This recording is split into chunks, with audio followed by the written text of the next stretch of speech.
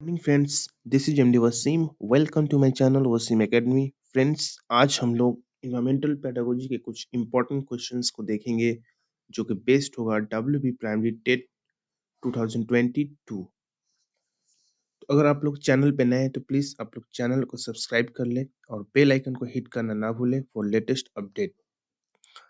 और मेरे WhatsApp group पे ज्वाइन कर सकते हैं जहाँ पे बहुत सारे नोट्स और स्लाइड्स प्रोवाइड किए जाते हैं और आप कोर्स भी खरीद सकते हैं बहुत ही कम वक्त में पढ़ने के लिए। ओके, कोर्स को लॉन्च किया जा चुका है तो आप लोग कोर्स को खरीद सकते हैं। उसके लिए आप लोग डिस्क्रिप्शन में दिए गए नंबर पे आप लोग व्हाट्सएप पे ज्वाइन कीजिए। तो चलिए आज के क्वेश्चंस को देखते हैं। सबसे पहले ये जो क्वेश्चंस होगा ईवीएस एमसीक्यूज, ओके, जो कि इन्वायरमेंटल का जो पेडागोजिकल इश्यूज है उससे कुछ इंपॉर्टेंट क्वेश्चंस है। आज का जो सबसे पहला जो क्वेश्चंस है, the term environment comes from the French word. ये तो सबको मालूम है, जो इन्वायरमेंट जो वर्ड है ये एक फ्रेंच वर्ड से लिया गया है। ओके, तो फ्रेंच वर्ड से लिया गया बट कौन, इसका रूट वर्ड क्या है? Okay, option number one environ, option number B E N V N, option number C E N V R N, या option number D E N V M E N. Okay, इसका जो right option क्या है? तो सबसे पहले बता दिया जाए कि इन्वायरमेंट जो वर्ड है ये फ्रेंच वर्ड से लिया गया जिसका मतलब होता है इन्वायरन, दैट मीन्स सराउंडिंग्स, आसपास का इलाका या आसपास की चीजें। ओके, अमेन दैट मीन्स स्टडी।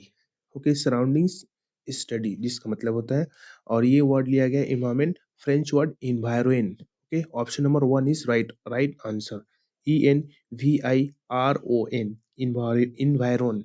ओके, और आपको याद रख होना चाहिए कि डब्ल्यू बी प्राइमरी टेट में जो इन्वायरमेंट का जो सेक्शन है उसका नाम है environmental science. Okay, environmental environmental science है। Okay, not study. Okay, W primary TET में इन्वायरमेंटल का जो फिफ्थ जो सेक्शन है वो इन्वायरमेंटल साइंस है, not study, be remember. Okay, questions number two, which is not the significance of environmental studies। Okay, ये pedagogical questions है। इसमें यानी चारों ऑप्शन में से कौन एक इन्वायरमेंटल स्टडीज के सिग्निफिकेंस नहीं है, यानी अहमियत नहीं है, इंपॉर्टेंस नहीं है। इसको जैसे जूम किया जाए, अगर ये वीडियो अगर ब्लर हो रहा है तो प्लीज आप लोग इस वीडियो को हाई रेजोल्यूशंस में देखें। ओके, ऑप्शन देख लेते हैं। It is not concern with the importance of the wild life its protections. क्या ये मतलब कि वाइल्ड लाइफ प्रोटेक्शंस को कंसर्न नहीं करता है या इसको इम्पोर्टेंस नहीं देखता है? Yes, option number B is concerned with the different types of the food chains, food webs, productivity, biomass carrying capacity of the ecosystem। क्या ये मतलब कंसर्न करता है बहुत सारे फूड चेन्स, फूड वेब्स, या प्रोडक्टिविटी, जो प्रोडक्टिविटी होती है नेचुरल रिसोर्सेज से, या बायोमास कैरिंग कैपेसिटी और इकोसिस्टम? तो ये तो होना चाहिए, ये तो है। Option number C deals with the relations with the ethos and the impact of the ethical principles of the conservation of wildlife, biodiversity and the environment। Okay, क्या ये डील करता है रिलेशनशिप जो इथोस यानी इकोसिस्टम के जो lower जो part है इथोस, और उसके जो इम्पैक्ट जो पड़ता है इथिकल प्रिंसिपल्स पे, यानी अदर ऑर्गेनिजम्स के बिहेवियर के जो एथिकल प्रिंसिपल पे जो इफेक्ट पड़ता है। इसके अलावा कंजर्वेशन ऑफ वाइल्ड लाइफ यानी जंगली जो जिंदगी है, पेड़ है, इसके अलावा जो एनिमल्स है, यहाँ पे जो लाइफ है, और पूरे अर्थ का बायोडाइवर्सिटी और इन्वायरमेंट को ये रिलेशन करते हैं। तो ये भी बात तो सही होना चाहिए। Option number D explain the significance of the forest and their products. क्या ये फॉरेस्ट और उसके प्रोडक्ट को सिग्निफिकेंस करता है इन ह्यूमन रूटीन, यानी ह्यूमन जो लोग यूज करते हैं ह्यूमन रूटीन में अपना डेली लाइफ में जो यूज करते हैं, एंड कंट्रीज इकोनॉमी, और ये सब चीज एक कंट्री के इकोनॉमी के लिए एक बहुत बड़ा एक असेसमेंट है, यानी एक एसेस्ट है। तो ऊपर के तीनों बी सी एंड डी ये तीनों बातें सही है, सिर्फ एक बात सही नहीं है जो कि ऑप्शन नंबर वन। ओके, तो ये तो आप लोग देख सकते हैं ये बहुत ही कॉमन क्वेश्चन है, सी टेट या किसी भी टेट का क्वेश्चन देख करके पूछ लेगा एक्सेप्ट या नॉट। तो इसमें से ये जो पहला जो ऑप्शन है ये नहीं है। It is not concern in importance of the wild life protection, ये वाइल्ड लाइफ प्रोटेक्शन पे भी कंसर्न करता है। ओके, अगर नॉट बोला तो इसीलिए आंसर नंबर 1 होगा। तो be careful with your questions when you read. जब आप क्वेश्चन पढ़िएगा तो प्लीज आप लोग इसको ध्यान रखिएगा, एक्सेप्ट और नॉट को। कहाँ पे एक्सेप्ट है यानी इसके अलावा, यानी चारों के अलावा, और कहाँ पे नॉट या इन चारों में से एक भी नहीं या एक नहीं। Okay, next question, question number 3, which of this following in the nature of science. Okay, which of the following is the nature of science, इसमें से कौन एक नेचर ऑफ साइंस है। Option number 1, testing hypothesis. Okay, option number B, यहाँ पे testing होगा। Okay, testing hypothesis. Option number B, collections of the data. Option number C, development of the theory. And option number D, ANC। Okay, यानी जब ये science में कोई भी चीज नया अगर डिस्कवर या इन्वेंशंस होता है तो वो सबसे पहले हाइपोथेसिस रहता है, फिर वो प्रूव्ड हो जाता है, तब उसको थ्योरीज माना जाता है। ओके, तो ये एक मतलब कि पेडागोजिकल इश्यूज का एक छोटा सा सेक्शन है। तो इसके कौन सा ऑप्शन सही है, यानी इन चारों में से नेचर ऑफ साइंस है, टेस्टिंग ऑफ हाइपोथेसिस या कलेक्शंस द डाटा या डेवलपमेंट ऑफ द थ्योरी या बोथ ANC। ओके, तो इसका जो राइट ऑप्शन है option number D. Okay, ANC, that means the testing of hypothesis and development of the theory, both are the, दोनों ये nature of the science है। तो इसलिए इसका ऑप्शन नंबर डी राइट होगा, BNC। Question number 4, which approach of science deals with the dual nature of science? Okay, science का कौन सा अप्रोच है जो कि डुअल नेचर ऑफ साइंस से बिलोंग करता है। Okay, dual. Option number 1, process approach. Option number B, process and product approach. Option number C, product approach. या option number D, product and process approach. Okay, तो questions को अच्छी तरह से पढ़िएगा। Science deals with the dual nature of the science. Okay, science के कौन सा अप्रोच है जो डुअल नेचर ऑफ साइंस से बिलोंग करता है। तो वेरी इजी, इसका जो राइट ऑप्शन है option number B. Okay, product, process and product. Okay, तो ये इसको याद करके रखना होगा, पहले प्रोसेस आता है देन प्रोडक्ट। ओके, ये नहीं होगा प्रोडक्ट देन प्रोसेस, नहीं, पहले process then product approach. Okay, in science subject. Another is question number 5, environment is the nothing but the nature of composed of। Environment कुछ नहीं है but nature of compost of, यानी environment किस चीज का compost है, कुछ भी नहीं है लेकिन कंपोज है किस चीज का। Option number 1, biotic factor. Option number B, bio both biotic and abiotic factor. Option number C, biotic factor. या option number D, none of this. Okay, very easy, इसका जो राइट ऑप्शन है option number B. Okay, environment जो बनता है दोनों चीज से, biotic and abiotic. Biotic that means living things and abiotic that means non-living things. Next question is question number 6. Environmental science. Wait. Yes. Environmental science will be growing field for the future with the growing concerns about our global warming and climate change. And environmental जो science है ये growing field यानी day by day जो कल्टिवेशंस बढ़ रही है यानी जंगलों को काट करके जो ग्रोइंग फील्ड बनाया जा रहा है फ्यूचर के लिए, with the growing concern about the our global warming, और ये डे बाय डे ये कंसर्न किया जा रहा है, ग्लोबल वार्मिंग को दावत दिया जा रहा। ओके, एंड क्लाइमेट चेंज को भी इसका इफेक्ट पड़ रहा है। तो क्या ये बात सही है या कितना सही है या ये बात रॉन्ग है। तो इसका ऑप्शन देख लेते हैं। It is true, option number B false, option number C not always, या option number D can't be said. Okay, very easy, इसका जो राइट ऑप्शन है ये बात सही है, ये बात ट्रू है।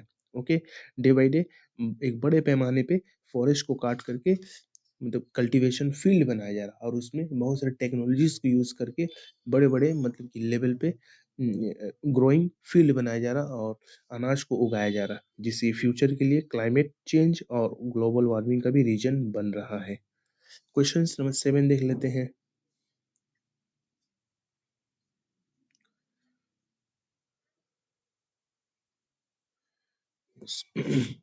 Question number 7, environmental।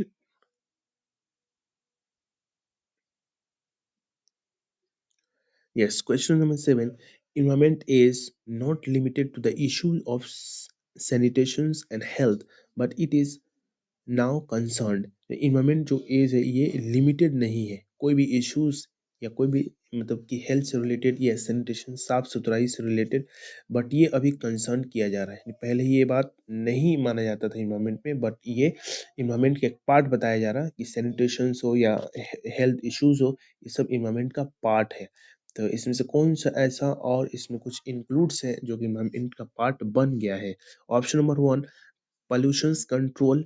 Option number B, biodiversity conservations. Option number C, waste management and conservations of the natural resources. या option number D, all of these. तो वेरी इजी, इसका जो राइट ऑप्शन है option number D, all of this. तो environmental as में ये limited नहीं था ये इश्यूज पहले का कि सैनिटेशन या हेल्थ को इसको कंसर्न किया जाए, बट नाउ एट प्रेजेंट जब देखा जा रहा है पोल्यूशन बढ़ रहा, बायोडाइवर्सिटी को कंजर्व करने में दिक्कत हो रही है, वेस्ट मैनेजमेंट बहुत हो जा रहा है, तो इसलिए ये सब बातें सही है। पहले नहीं माना जाता था, बट ये बात अभी माना जा रहा है कि ये सब बातें को मतलब कि एक्सेप्ट करना, कंसर्न करना सही है इन्वायरमेंट को सेफ करने के लिए। Question number 8, environmental science can be applied on which spheres? Environmental science जो कौन अप्लाई होता है, कौन सा स्फीयर, कौन सा सब्जेक्ट से रिलेटेड या कौन सा टॉपिक से related? Option number one, ecosystem structure and functions, ecosystem का स्ट्रक्चर फंक्शंस पे। Option number B, natural resources conservation. Option number C, environmental pollution control. And option number D, all of this. Okay, इसका जो right option है option number D, all of this. Environmental science सभी को concern करता है, सभी subject इसमें applied होते हैं।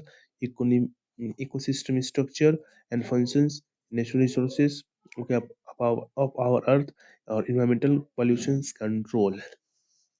Question number 9, the study of ecosystem is structure is and study and ecosystem का जो स्टडी का जो स्ट्रक्चर है क्या है? Option number one, study of the process that think the living organisms. Okay, ये है। Option number B, biotic component of the non living organism और अबायोटिक कंपोनेंट्स, यानी biotic components and abiotic components का भी इसमें स्टडी होता है, पढ़ाई होती है। Option number C, biotic and abiotic components, biotic और अबायोटिक कंपोनेंट्स का भी इसमें स्टडीज या स्ट्रक्चर पे पढ़ाई होती है। तो ये इसका option number D is the right.